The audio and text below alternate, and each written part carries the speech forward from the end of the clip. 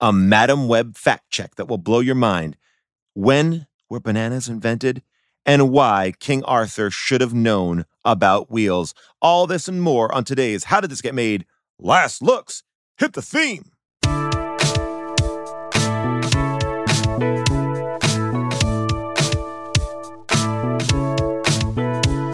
From the California accent of Jason Statham to the giant jaw of Robert Sedar, we proudly present to you a universe containing 5 stars. Proprietors of trash is what we are. How did this get made? Dialogue cliched. How did this get made? Who the hell got paid? Surely not Jason, June, or Paul. They're the ones that have to watch them all. They've got to watch them on a bus or a train, or the middle seat of an airplane where people think that they are going insane.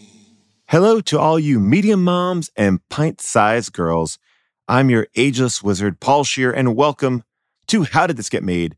Last Looks, where you, the listener, get to voice your issues on Merlin, The Return, a movie that Discord user Mr. Dolly Parton thinks could have also been titled Bowl Cuts and Broomsticks. Oh, I like that.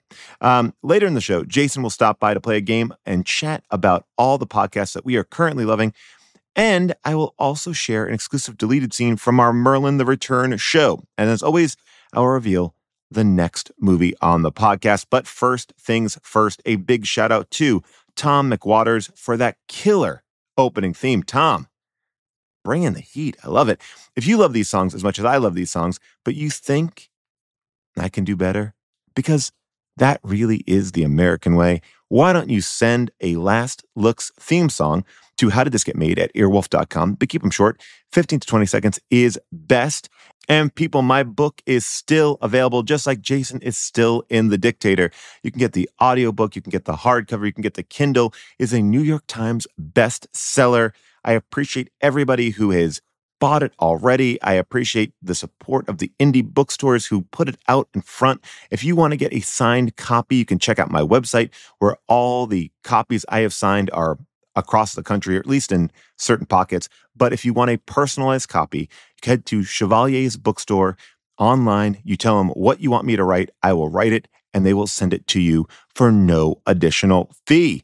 All right. Now, let's get into it. Last week, we talked at length about Merlin, The Return. We had questions, and we might have even missed a few things. So here's your chance to set us straight. Fact check us, if you will. It is now time for corrections and omissions. Now it's time for corrections and omissions. 'Cause everybody makes mistakes, even the best of us. Even Aristophanes and Copernicus, they were so dumb. They thought the earth was a globe that went around the sun. Corrections and omissions. Thank you, Action Jackson 5, for probably the only theme that we've ever received to correct Copernicus and set the record straight that the earth is in fact flat. That's right. This is now a flat earth podcast. All right. We're going to the Discord. GT75 writes, I want to talk about the ambush on the unusually slow truck that we see as an introduction to Arthur. Carts and wagons existed long before medieval times, and a king certainly would have traveled with them in his party.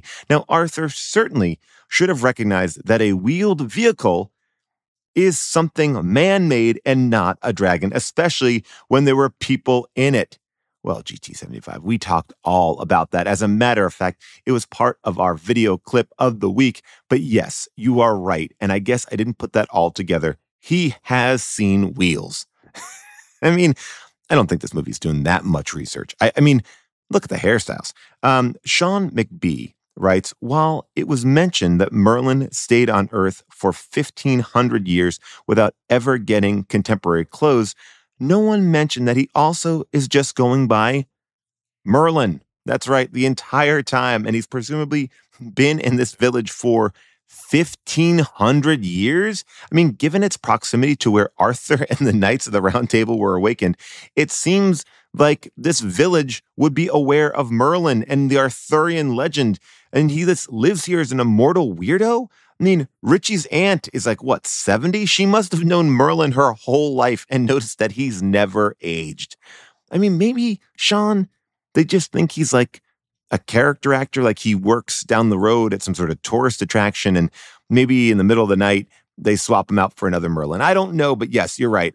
I would have loved to have seen the movie where Richie's aunt loved the younger Merlin. I mean, it never even attempts to address it.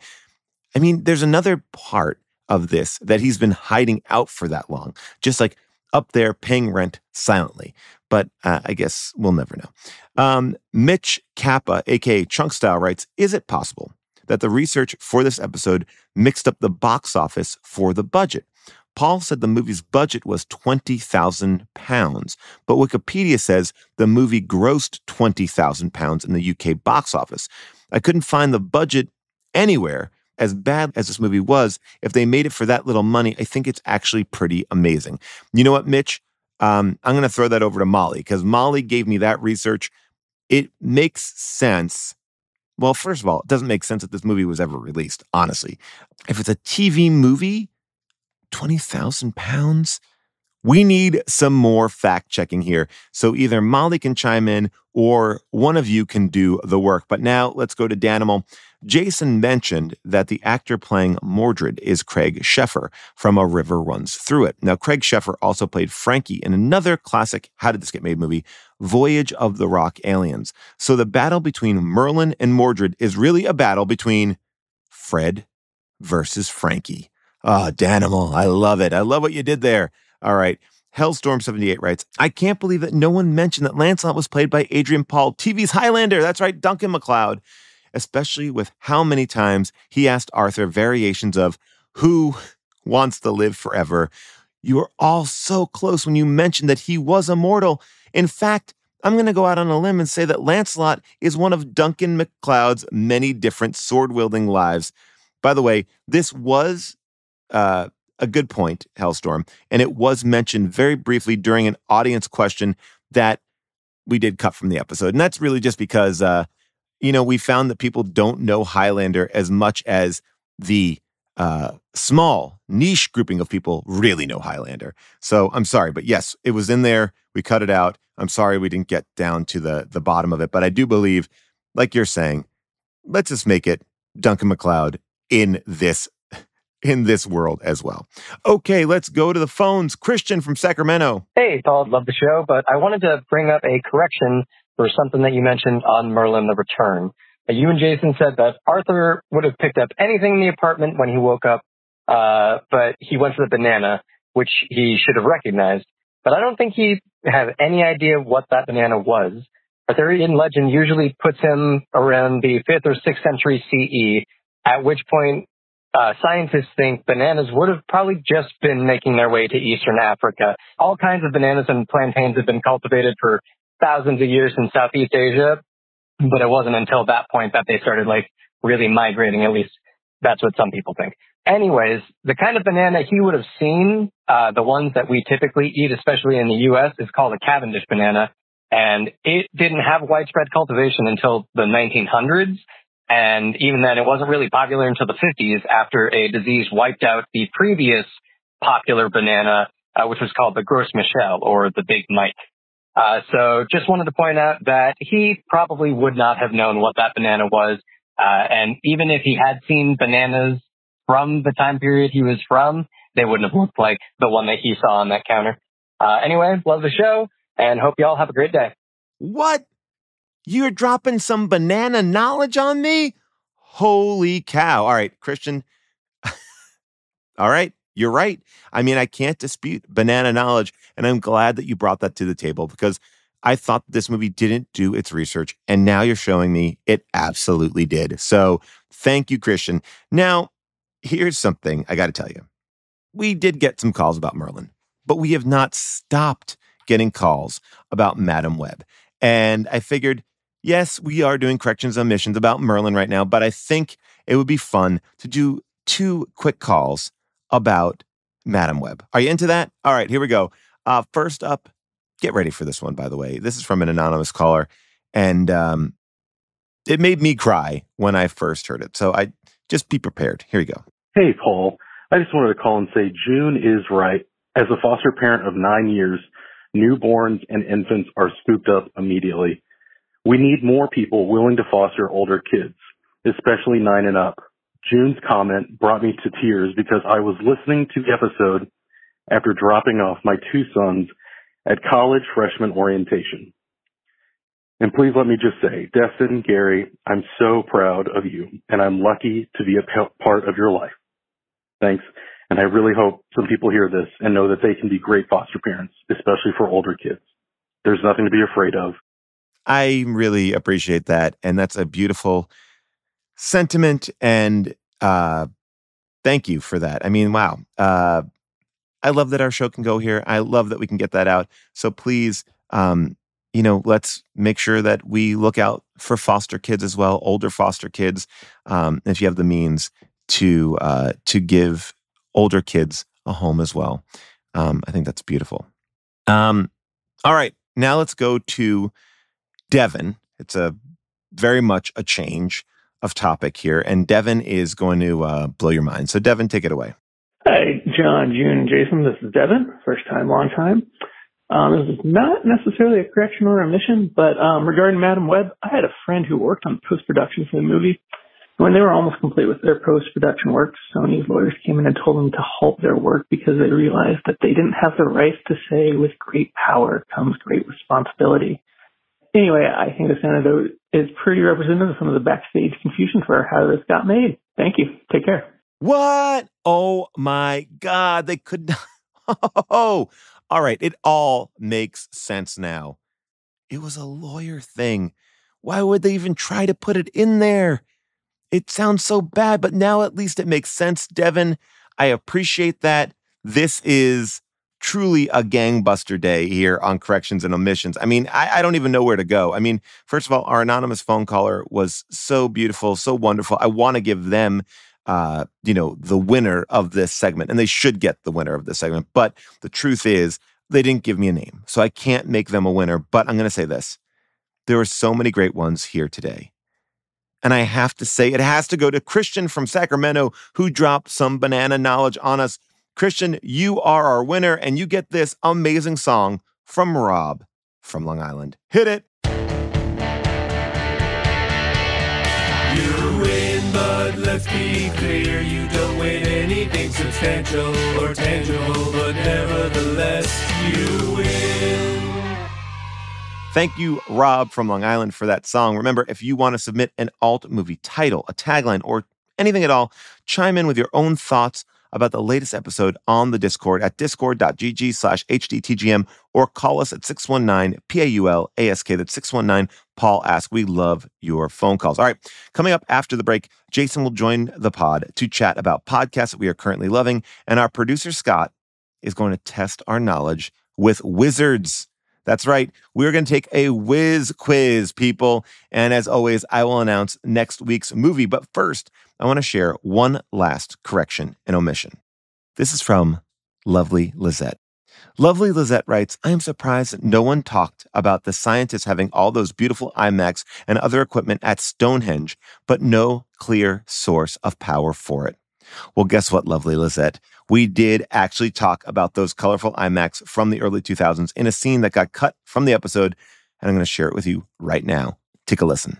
Well, here's what's so fascinating. So I thought for a little while, I'm like, oh, this is a movie where like major technology was happening in the real world, and this movie's response and fear was like, oh, who knows what technology could do? Like maybe you could go meet the Knights of the Round Table. Who knows where the internet will take us? It felt very much so like one of those movies, but now knowing, and there were IMAX in it, is that 2000? By the way, no good scientific study. There were big no ones. good scientific study is doing IMAX research. They had like the candy IMAX that were like popular in the early 2000s, like, yeah, not get the cool candy-colored ones to do this giant lightning experiment at I have Stonehenge. to say, though, Paul, when I saw those, I was like, I miss them. I miss them love too, those. but they're not going to be doing heavy computing. Back then, especially, One of that my- was like a computer that you gave to old people so they could figure out email. It was like, you don't have to have any hard drives in this. It's a one-stop shop. Plug it in and you're done.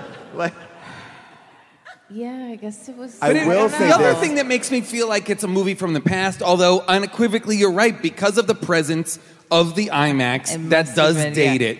But So now we believe you, now Paul. we believe you only now. Only now. After doing our own research. Yes. But one of the things that made me feel like it was older was the true laissez-faire attitude the parents have towards watching over the kids. Like, it felt to me Wow. like those kids were free range beyond. They Well, were on yes. an adventure that was, it felt like Dirt Bike Kid. Yeah. Wasn't that the movie? Another Yeah. way, like those movies where the Yes. kids are just off having an incredibly dangerous adventure and the no parents retreat, are no like, surrender. No, it's how the three of us probably grew up, which was like I don't think Feral. I don't think I saw my parents for an entire summer. no, and they were happy about it. Welcome back, everybody.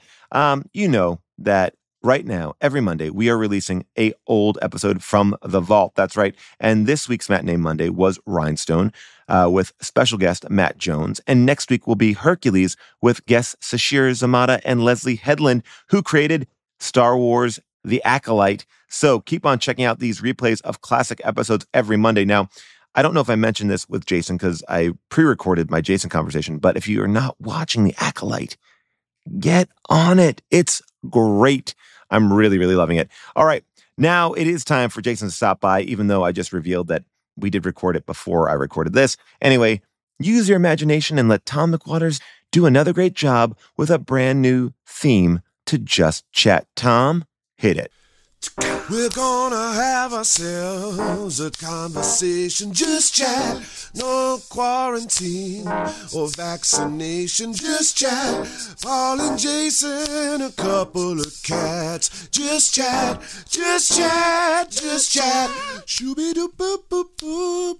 Shooby-doo-boo-boo-boo-boo. Jason, we are going to switch things up today. Wait, Our what? producer- I have TV shows to recommend. I've got comic books to recommend. What do we do? What's this? You have to put it on the back burner because You want me to BB this? you got to BB it just for a little bit because I think we're going to get a chance to talk about some of that stuff in just a bit. But our producer, Scott, has come up with a game that neither of us know what it is. So this could go horribly off the rails. I mean, I don't know. I mean, you know, we are creatures of habit here. So What are I'm the prizes, Scott? Yeah, what are the what prizes? Oh man, whoever wins their respective Scott's frantically looking side to side. Frantically their looking. respective Team Fred or Team Sanity will be declared correct. Oh no, that's too much. That's Huge. too high stakes. Huge. Too high Wow. stakes. I thought you were gonna give us like maybe a Comedy Bang Bang 15 shirt. You know, No, you those know, are maybe- too pricey. We'll give you a Earwolf. I want a comedy bank. Oh, yeah, is there some sort of like Earwolf? Is there any obsolete Earwolf swag? We should be giving stuff away that's like that is like leftover from the old days. Oh, I think you can find some stuff if you go to like Podswag. Do you want anything this that's Earwolf on to-do list? Oh my God, that's hysterical. What did I recently found an Earwolf branded pop socket in my junk drawer. Oh, Ooh, that'd be a good one. Yeah, I I love sold that. it on eBay for $1,100. I'm looking here in the Podswag Scott, store. I'm kidding. Scott Oh, acted. phew. Scott reacted with such shock that someone would have bought. Scott, get out of here. I'm sorry. Here's what I think we need, actually. I think, and maybe I'm going to say this out loud, and I'm going to look a fool because we have it and have had it for years. I think we need a good, how did this get made? Maybe this is a kinship goods type thing or something like that. Sure. Baseball hat. Ooh, yeah, we, you know, we don't have a good like canvas baseball hat that is, I don't know, maybe it says Geostorm, maybe it says just HDTGM, or maybe it's branded some other, I You know, know, element- element good- TGM like baseball logo, kind of like, you know, the Could be swoosh cool. down. Could be Yeah. cool. I'm down with something like that because I mean I look as a bald man, I'm always wearing different kind of hats, and I feel like a hat is one of the pieces of swag from like I've got a Doughboys baseball hat. Like that's the thing that I enjoy a baseball hat from the bands or the podcast that I like. I mean, personally, if we could make an appeal to the 47 brand, which is what I think what is that? Great. Is that like they do sports teams? They do a lot of sports teams, but they also have that's what they're called, right? Sports teams. Teams. That sounded cool, right? They do some interesting collections. I think that we should get 47 to make a podcast headwear collection. Great. I mean, let's do it. Like, I will say the ones like on Kinship Goods are good. From they do Doughboys, they do Action Boys. Action Boy stuff looks great. I was hanging out with Gabrus all last week. Oh, nice. On your show. Should I be saying that, or is that you could say it's not officially announced, but like but I think we can say because Gabrus is the best, and man, oh man, he's got a lot of merch, and and they looks good. Every one of it, like their stuff is great looking. By the way, Jason, I don't know if I told you this whole thing, but I got to hang out with Adam Savage in his workshop, tested workshop, which was I knew you were going to see him.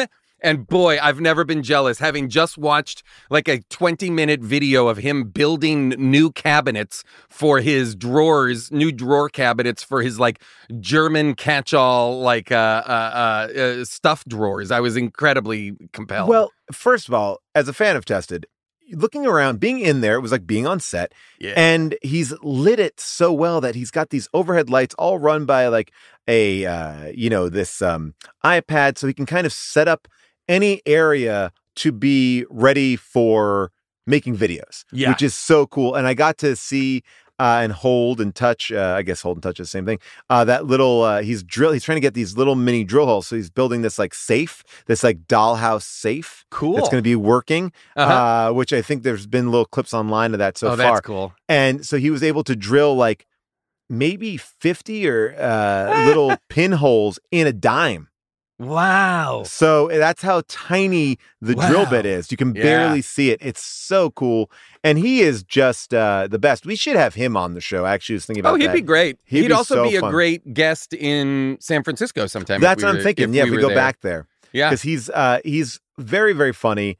And it was really just That's great. Did you tell him that we love his bags? Oh, I did. Well, because as I was leaving, he said to me, "Oh, I gotta give you a bag." I'm like, "Adam, I have your bag. I love your bag." I was like, "Jason, I love." When I wrote him a letter to moderate my book event, that was my final line. I was like, "Just so you know," and also, I love your stuff. He was very flattered that we are fans of the bag. He was surprised that we knew about the bag.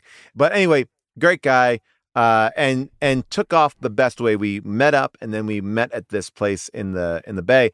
Got on one of those one-wheeled like gyroscopic things. Yep. Yeah. Popped on a helmet, jumped on one of those, and just took off. And I was like, man, this guy is cool. I love that. I love that. That sounds like a blast. All right. So, Scott, what is the game? Okay, Scott, what's your goddamn game? All right. Keep expectations low here, all right? So Scott, couldn't be lower. Thank you.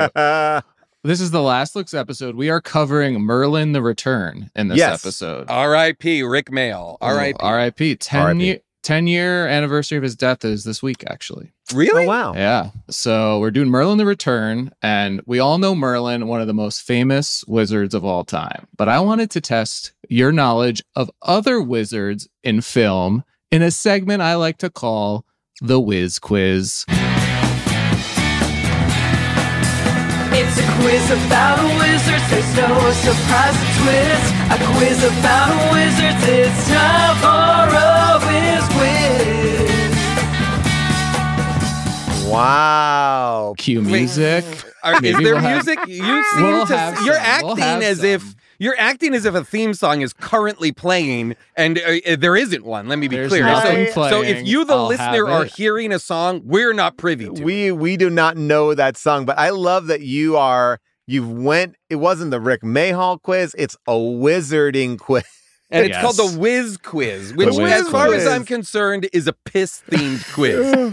But go ahead, Whiz quiz. Scott. It Go should be, ahead it with should your be a piss sound of quiz. piss.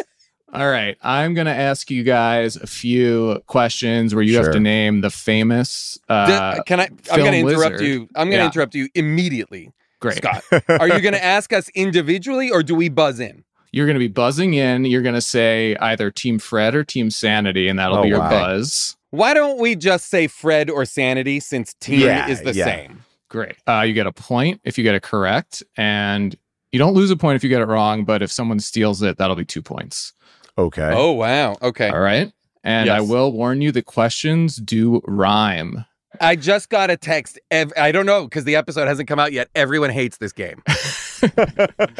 All right. Question 1. Darcy Carden's mad. She's like, did you Oh, steal Wiki Hole?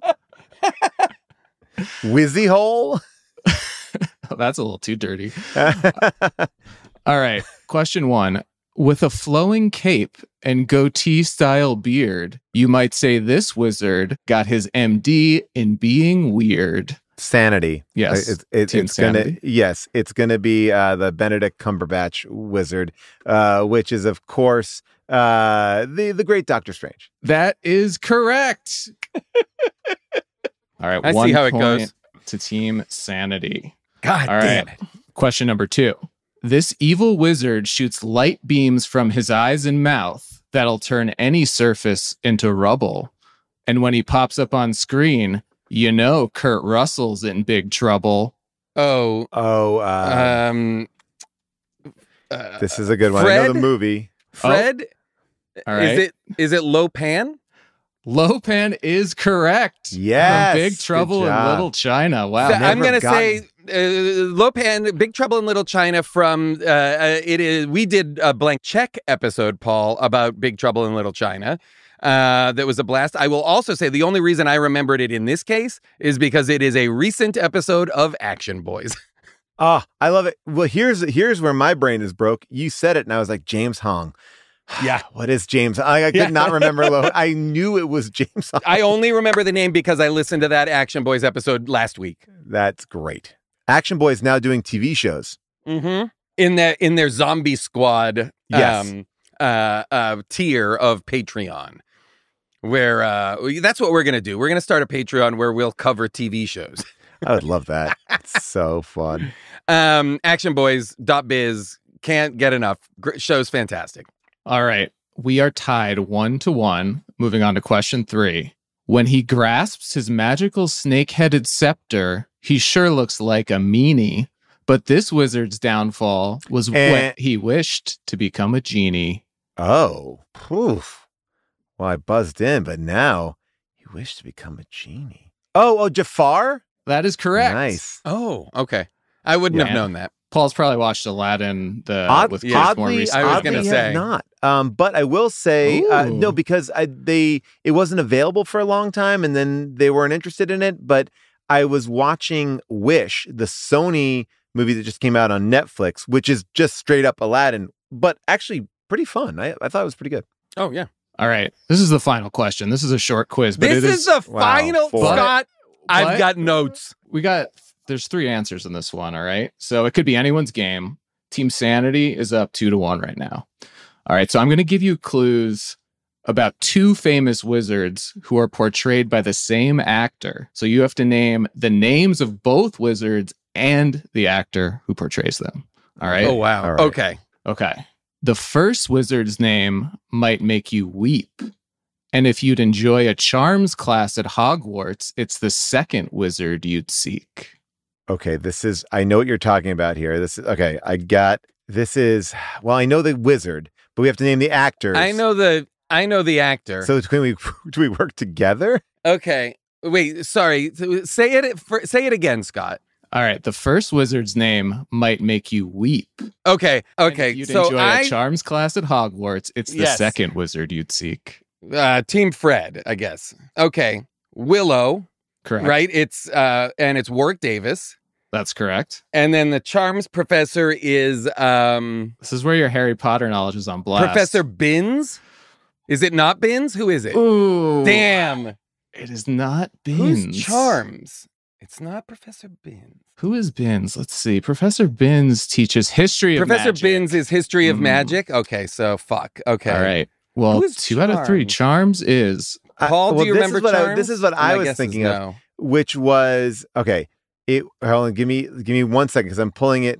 But the other two are right. It's also a smaller person, right? Like this is the person who. Yes, it's Warwick Davis. So gosh, I don't know this at all. The only thing I could remember was it Owl and Newt is what I could remember, right? Is that like those are the names of like their exams at the end of the year.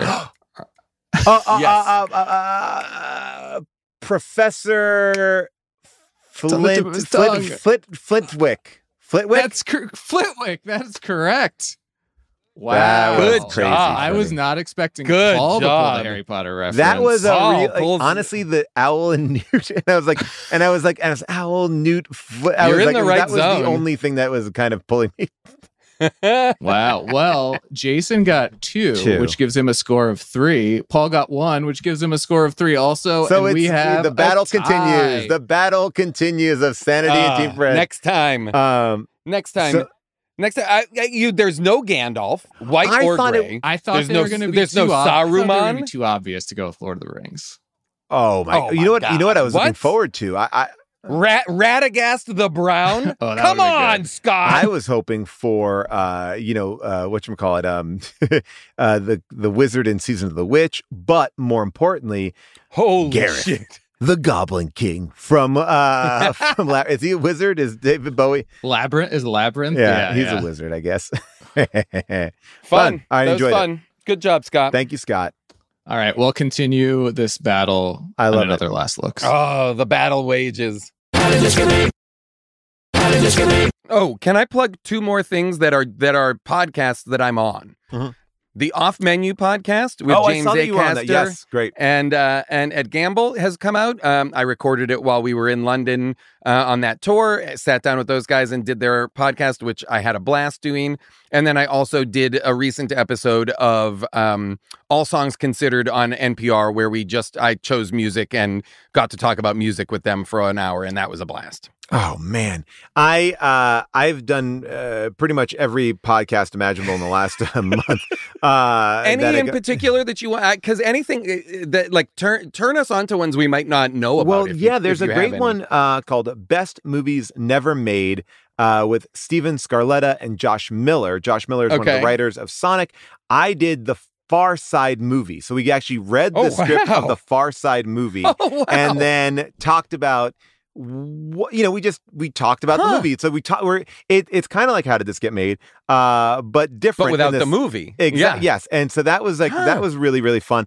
I also did another podcast who they called us The Enemy. So I was listening to this podcast called What Went Wrong, and they basically focus on movies, and they do the promise of our premise, which is how did it get made? They do break down how these things get made, and they do a great deep dive. So I'm listening. Wait, they think we're the enemy? Well, this is the funny thing. I'm listening to their episodes. I'm so into it. They're talking about Lost. They do a really two-parter about Lost and all the crazy shit that went on in how Lost actually got made.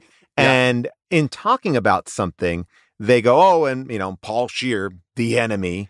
And I was like, what? I felt, and I wrote them, and I was like, what do you, enemy? And they, because they felt, it was a jovial of course. And so I got on, and we did What Went Wrong. Did Chinatown. they know you were a lister?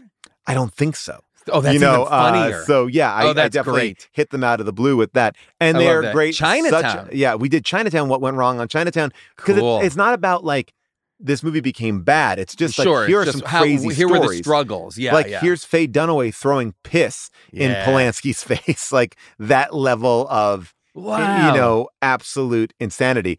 I also, and that's called What Went Wrong. What Went Wrong. Okay. And I also, even though we're the enemy, we're still promoting their podcast. I was like, they do something so kind of cool. They're really tight and so well researched. It's not like, let's sit around and talk about Chinatown. It's like, let me tell you the story. No, they've done the work. Yeah.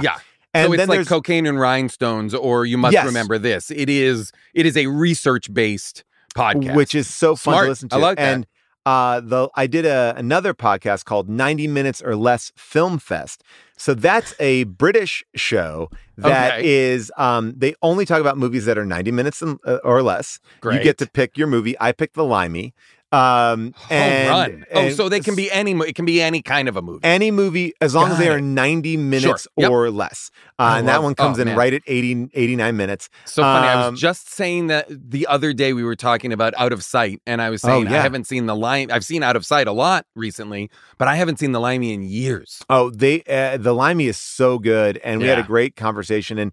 And Nish Kumar, who you might know The best. from, So Nish is on there. He's talking about when we he's were kings. Taskmaster season 5. Yes. He was he had the MASH report. Fantastic stand-up comedian. And by the way, these are like they had Ethan Cohen on there. Talking Yeah. about like, Driveway Dolls and a lot of fun people that you would know. I'm a big And so fan. then it's just a chat about the movie. It's not Yes. like there isn't a theme on it. There is just, as long as it's 90 minutes or less, we're just going to chat about the movie. Yeah, exactly. Great. So you have like Okay, Joanna cool. Robinson talking about Attack the Block or Celine Song Great. talking about computer chess. So Oh, I really love this. fun podcast that I think you will I really love dig. that. I'm going to subscribe to, that's 90 minutes or less. Yeah, 90 minutes or less film fest. And what went wrong are the people that think we're their enemies. Yes, and then of course there is the great. I'm telling you, I've done a lot of. I love. By the way, fun these are movie great recs. Fun movie podcasts, and look, it shows that we can always all share. Oh, and you know what I did the other day that was just so much fun. Riff Tracks. I didn't do Riff Tracks, but I had a conversation with the guys from Riff Tracks. Oh, cool. And Okay. I was like, we got to do something with them at one point because we're such a fan of what they do, and we cover certain things that are fun, and we thought it'd be It would be fun. But fun. I feel like every once in a while we get asked to do and participate in like a podcast festival or a day of podcasting or whatever. And it's always, it's a this show and a that show, and we put them all together and it's a day of this or a weekend of that. Wouldn't it be fun to get all of the movie podcasts together for just a weekend of movie podcasts? I mean, it would be. I actually think that would be really, really from fun. Filmcast to you get the blank ones check. Yes, blank check to the ones you've been just mentioning. To get there's newcomers so many, there. Action Boys get them in there. Like there's so many movie-based podcasts that come at it from, some are funny, some are like what you're talking about. Some of these sound like actually like well-researched, more informative than just us doing bits. Like I feel like it would be a good, we can get We Hate Movies in there. We can get the other so bad fun. movie podcasts, Riff Tracks, everybody. I think that's the fun thing about it is we all share a common language. Flophouse. And be a blast. I would love it. And by the way, when I was on Colbert, he wants to come on and do Maniac Cop. That's what he was talking about. He's like, fantastic. I was like, amazing. Let's go for it. I love it when people have not just like an appreciation for, but a movie they want to talk about. Oh, they're ready for it. Yeah, they are ready for it. That would be, I think, very fun. I think you would also, and this is one other one that I think you might like. Well, you know what? No, I've plugged a bunch of these podcasts. They're all amazing. I have more to plug at a certain point because I'm on so many. But it was a blast. It was a blast to do all these. Amazing.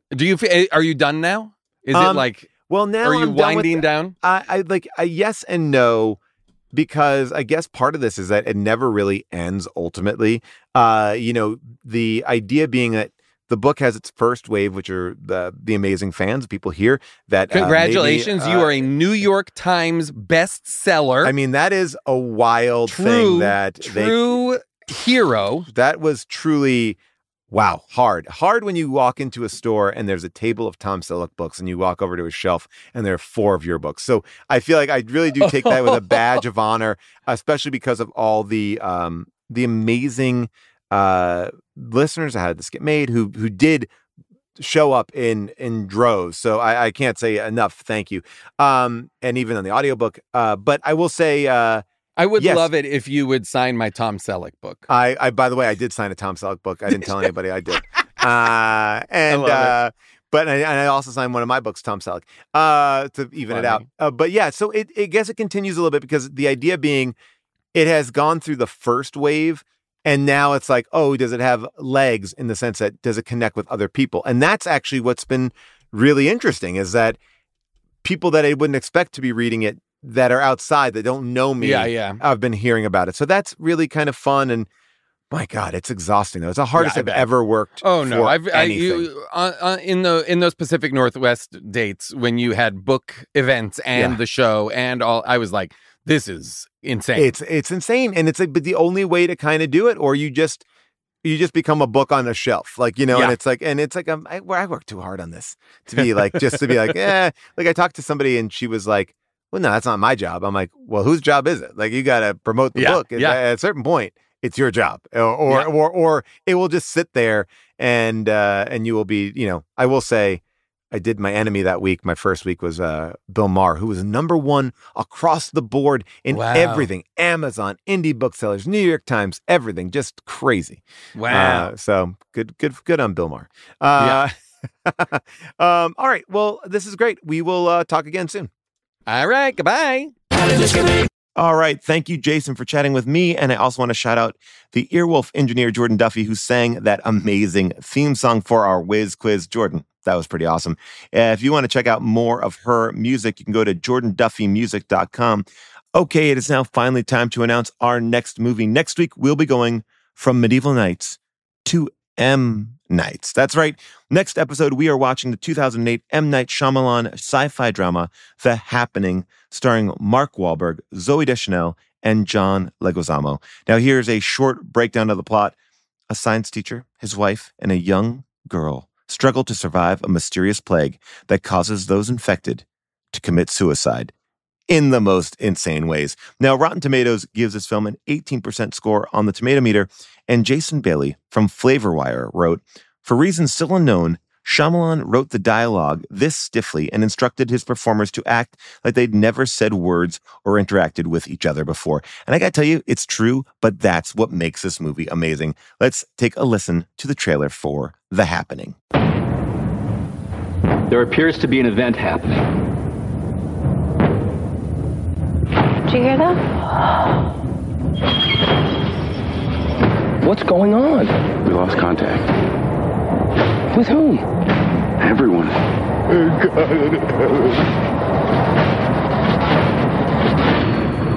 The Happening, a film by M. Night Shyamalan. We just have to be alive when it's over.